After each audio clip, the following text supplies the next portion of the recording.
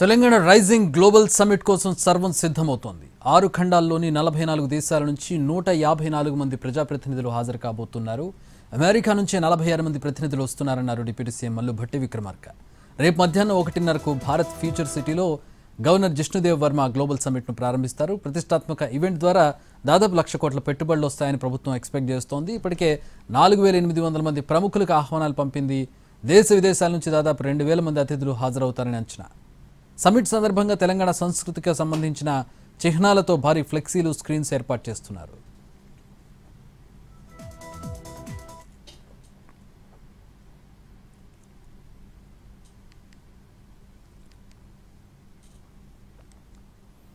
Global సమ్మిట్ని సర్కార్ ప్రతిష్టాత్మకంగా తీసుకుంది. ఇందులో ఒక్క విభాగానిది ఒక్కో ప్రత్యేకత. ఆర్టీసీ అందులో ప్రత్యేక ఆకర్షణగా నిలవబోతోంది.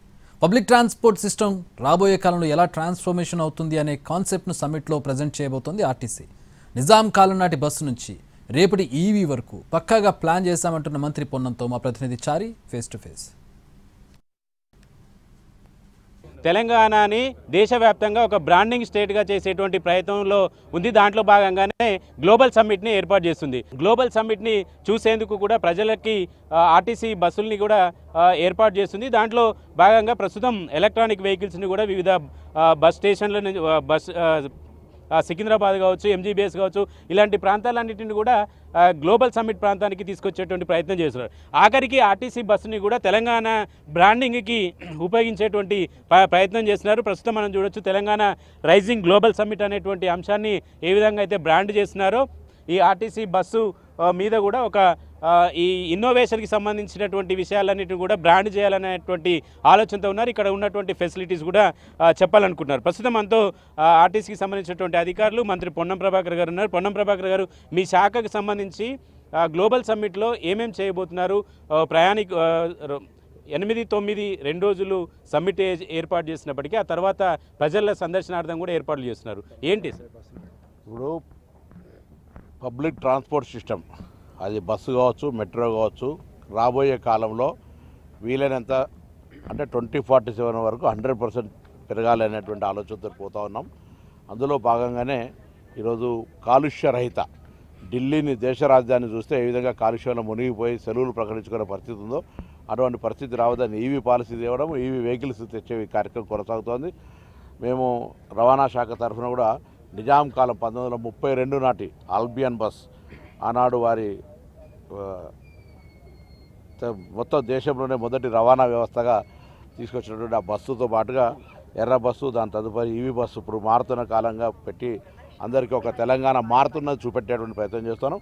అదేవిధంగా తెలంగాణకు సంబంధించిన బ్రాండింగ్ ఏదైతే మనం ఎజెండా 2047లో మేజర్ టార్గెట్ చేస్తున్నాం అవన్నీ ఎగ్జిబిట్ చేసేటువంటి ఒక ప్రయత్నం చేస్తున్నాం.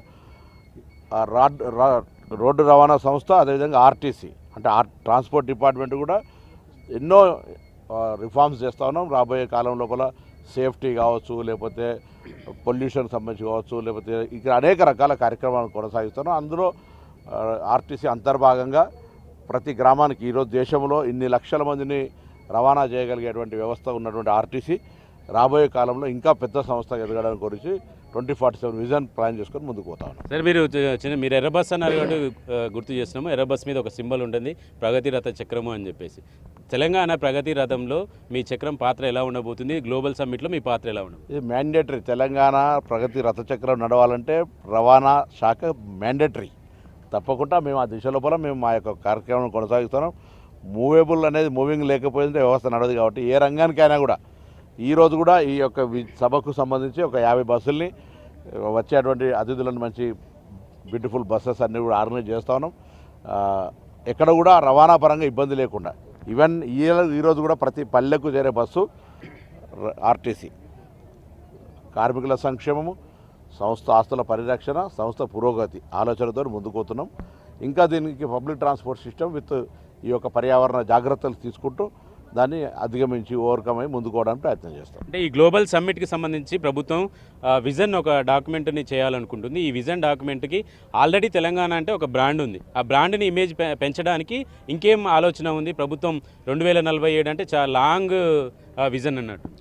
ఇప్పుడు స్వతంత్రం వచ్చి 100 సంవత్సరాలు ఒక టార్గెట్ పెట్టుకొని కేంద్ర ప్రభుత్వం కూడా ఒక టార్గెట్ చేసుకొని పోతున్నప్పుడు తెలంగాణ రాష్ట్రం ఇందులో అంతర్భాగం. తెలంగాణ రాష్ట్రం ఆ ఆలోచనకు అనుగుణంగా మనం ఈ పరుగులో ఈ అభివృద్ధికి సంబంధించినటువంటి పోటీలో మనం ఉండాలనే ఆలోచనతో ముందడుగు వేసి ఇటువంటి కార్యక్రమం తీసుకుంటా ఉంది. ఈ కార్యక్రమం ద్వారా ఇంక్లూజివ్ గ్రోత్, మెడికల్ హెల్త్ కావచ్చు, లేకపోతే ఏరోస్పేస్ కావచ్చు, ఇన్ఫ్రా కావచ్చు, ఐటీ కావచ్చు, పబ్లిక్ ట్రాన్స్పోర్ట్ సిస్టమ్ కావచ్చు, టూరిజం కావచ్చు, మెడికల్ హెల్త్ కావచ్చు, అన్ని రకాల అంశాలను ఇంక్లూజివ్ గ్రోత్గా తీసుకొని పోవడానికి కొత్త డిపార్ట్మెంట్ వాళ్ళుగా 10-15 నెలల రోజుల నుంచి రివ్యూ అవుతా అనేది ఒక విజన్ డాక్యుమెంట్ తయారైంది. డాక్యుమెంట్ అమలు చేయడానికి కూడా క్యాలెండర్ మ్యాప్ చేసుకొని దాన్ని ముందుకు పోవడానికి మనం ప్రయత్నం